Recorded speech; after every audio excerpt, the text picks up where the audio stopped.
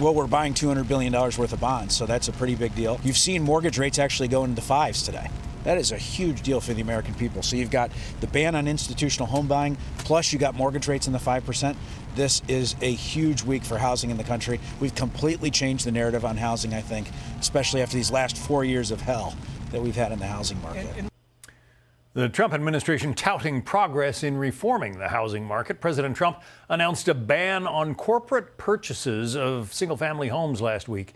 And he ordered government-backed firms, Fannie Mae and Freddie Mac, to buy $200 billion in mortgage-backed securities. Mr. Trump took to Truth Social saying, quote, "People live in homes, not corporations."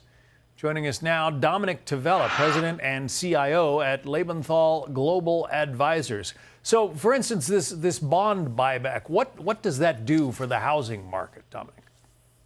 Well, it does put downward pressure on mortgage rates. And in fact, we saw about 0.25%, a little less, mortgage rates, 30-year mortgage rate just dropped just under 6%. So it did help.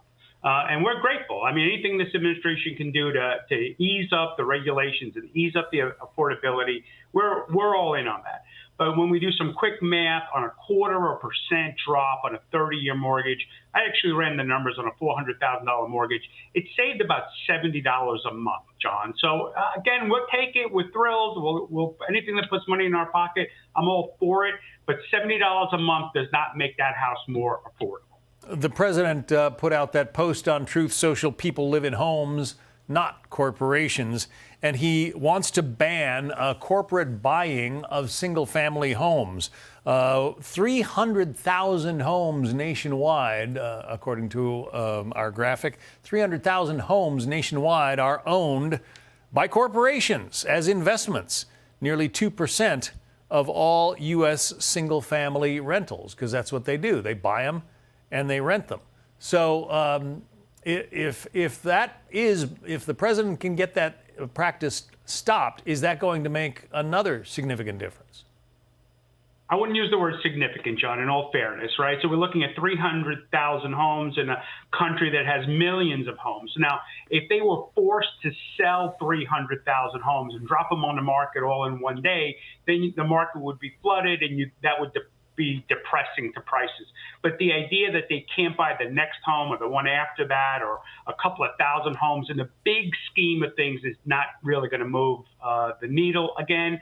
And more importantly, these large corporations, the BlackRocks, the Blackstones of the world, they're not typically looking to buy one house on your block. They're looking to buy big blocks of homes that are maybe in an apartment complex, a condo complex where they can't sell them all. They're looking to buy these big blocks, these multiple unit institutional type buying. So they're not typically down the street looking to buy a house on your block. Right. But in some markets, corporate ownership is significant. Look at Memphis, Tennessee, and the adjoining Mississippi and Arkansas areas. 25% of the housing is owned by big corporations. In St. Louis, Missouri, and across the border in Illinois, almost 21%, 19% in Kansas City, Missouri, and Kansas, 18% in San Antonio, and almost 18% in Birmingham, Alabama.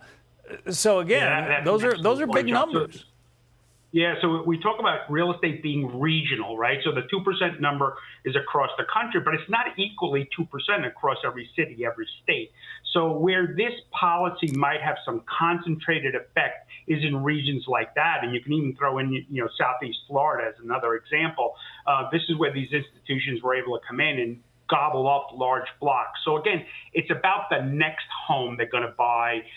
If they were forced to sell the existing inventory, that might have a real effect, especially in these markets, but it's about that next home. So if they're limited, that would put some downward pressure on demand. That would make some softening of prices. The sellers might not be too happy, but the buyers certainly would have a better opportunity to compete.